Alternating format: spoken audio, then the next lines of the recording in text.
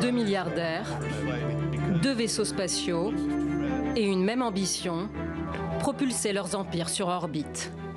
Celui qui mène la course pour le moment, en termes de calendrier du moins, c'est le Britannique Richard Branson, génie des affaires et de la com. Notre rêve va devenir réalité. À mon retour, j'annoncerai quelque chose de très enthousiasmant pour permettre à davantage de gens de devenir astronautes. Car l'excentrique PDG de Virgin Galactic, aux côtés de pilotes et d'astronautes, fera d'abord lui-même le voyage, à bord de son Spaceship Two. Accroché sous un avion porteur jusqu'à 15 km de haut, l'engin, largué, se propulsera ensuite jusqu'à environ 90 km d'altitude, un peu au-delà de la frontière de l'espace pour les États-Unis. Le moteur coupé, les passagers pourront alors profiter du spectacle et de la pesanteur quelques minutes avant de redescendre en planant. Le décollage est prévu pour ce dimanche, depuis une piste traditionnelle du Nouveau-Mexique. Coiffant au poteau l'homme le plus riche du monde, qui lui prévoit de s'envoler le 20 juillet. Le voyage annoncé avant celui de Richard Branson est largement médiatisé. Dans cette vidéo, Jeff Bezos annonce à Wally Funk, 82 ans, pilote émérite recalé par une NASA misogyne à l'époque, qu'elle fera partie du voyage. On ouvre l'écoutille et vous sortez. Quelle est la première chose que vous dites? Je dirais, chérie, c'est la meilleure chose qui me soit arrivée.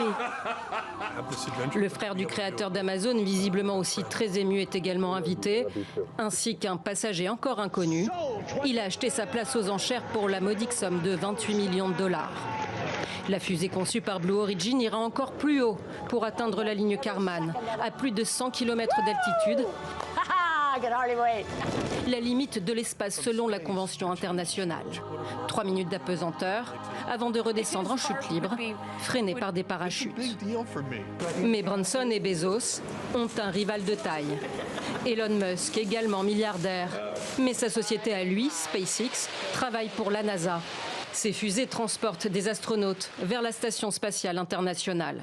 C'est la plus ambitieuse des trois entreprises. Les deux autres se concentrent sur le tourisme spatial, en faisant découvrir à des passagers l'orbite terrestre basse pendant quelques minutes. Si le patron de Tesla compte envoyer des touristes à plus de 400 km d'altitude, c'est la Lune et Mars qu'il vise. Nous devons retourner sur la Lune, avoir une grande base occupée en permanence. Il faut aussi construire une ville sur Mars pour devenir une civilisation spatiale, une espèce multiplanétaire. Richard Branson et Jeff Bezos pourront tout de même se vanter d'être les premiers milliardaires à se rendre dans l'espace à bord de leur propre vaisseau. Si leurs vols réussissent, le tourisme spatial pourrait devenir réalité dès 2022. Avis aux amateurs de sensations fortes, très fortunés. Pour un billet Virgin Galactic, par exemple, il faut débourser 200 000 €. Plusieurs centaines ont déjà été vendus.